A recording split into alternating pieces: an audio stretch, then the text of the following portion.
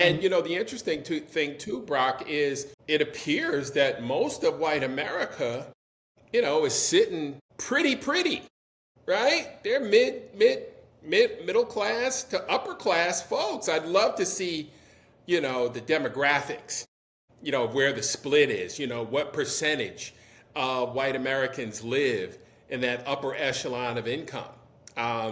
We know that they have 17 times the wealth of the average African American family, so that puts them way ahead of the average black family. Again, I referenced the Boston Globe article. If you've never read it, please, go back and read just how depressing it is to read and look at the analysis that these people, they went through painstaking analysis for that article, Brock. I don't know if you, I'm sure you remember, Yeah. but When we talked yeah, about it all. the average family was worth $8.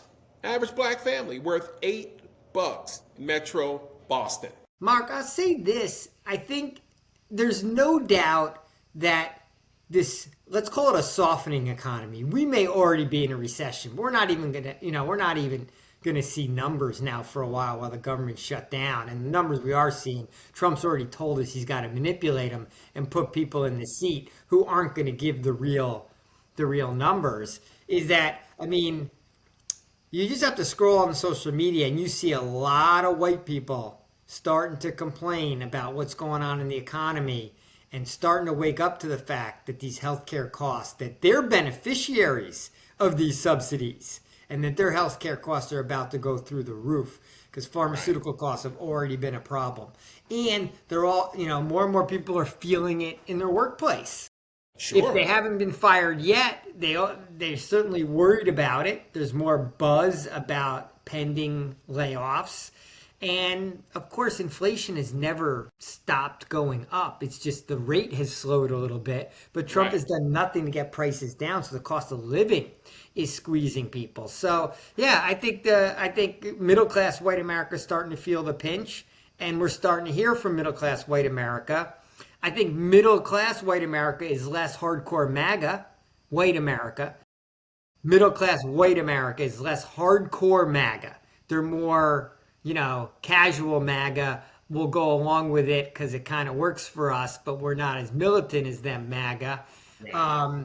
But they're the ones that can be peeled off and will be the first to get angry Brock, at Trump and what's going on. Aren't those the ones that are quietly keeping the racism to themselves?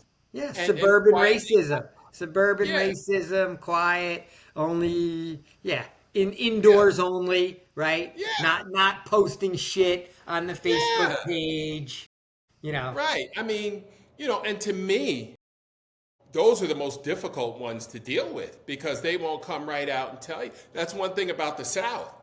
They're going to pretty much let you know right off the bat where they stand. Up north, where we're from, you really don't know.